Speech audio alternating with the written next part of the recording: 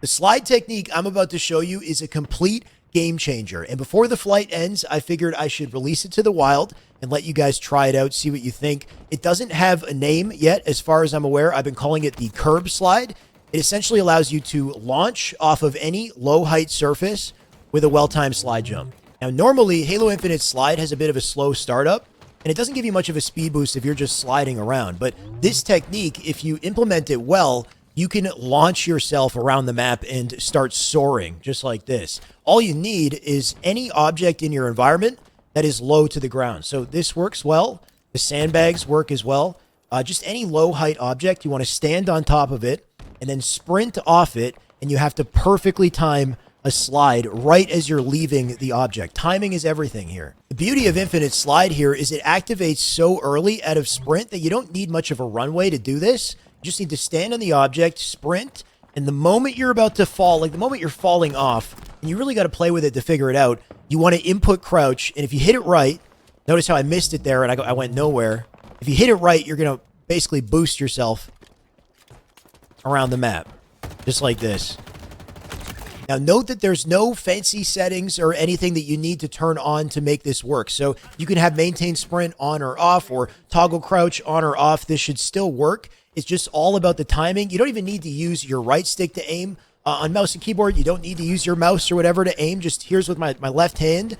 Just sprint, crouch, and jump, and you can still get the launch and still get the timing. Speaking of timing, you do have to be very precise with timing to make this work, and you have to be even more precise depending on how high the object is off the ground. So this right here, launching off of this is easier to launch off than this right here. This is higher off the ground. I think this is at the limit, like the maximum height. I'm not really sure what the max height is to perform this technique, but this one is very tough, and you have to be very frame precise with your crouch timing to actually get the launch that you want. You can see I'm kind of attempting this multiple times, and I think it's like really, so there you go. It was a late crouch timing. I timed my crouch as I was in the air falling towards the ground, so after I left the surface here. What I love about this technique is it's so useful that once you get it down, it will completely evolve your approach to map movement. For example, let's say I'm on BR here, and I decide I want to make a rotation over to green.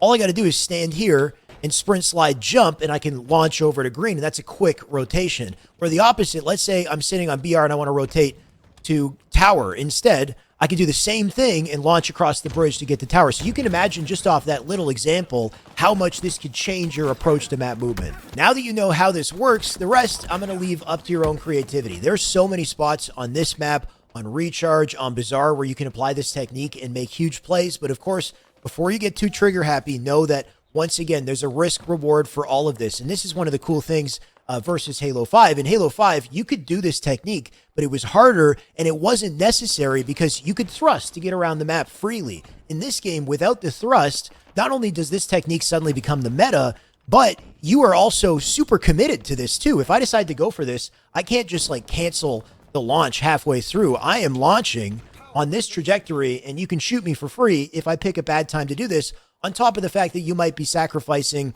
your weapon preparedness, your reticle placement for a gunfight, trying to go for these slides. So really, it's a risk reward. Pick the right time to do this and get creative, see what you can put together. Before I go, I'm going to leave you with one last tip, and this is a great way to master the timing without having to worry about the bots killing you over and over like they've been doing throughout this entire freaking tutorial.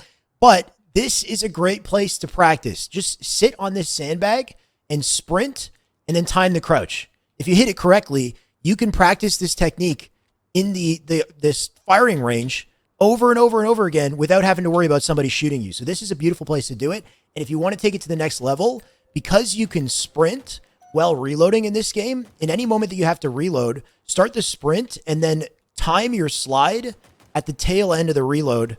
So you basically like cancel, if that makes sense, you're canceling your reload the instant that you would normally cancel it and launching forward at the same time. So you're optimizing the movement and you're getting weapon practice in at the same time. So pretty cool. If you guys like this stuff, by the way, of course, make sure to sub, make sure to join me on the way. We got more content coming up. I just wanted to make sure I squeezed in this last tutorial before the beta ended. Enjoy.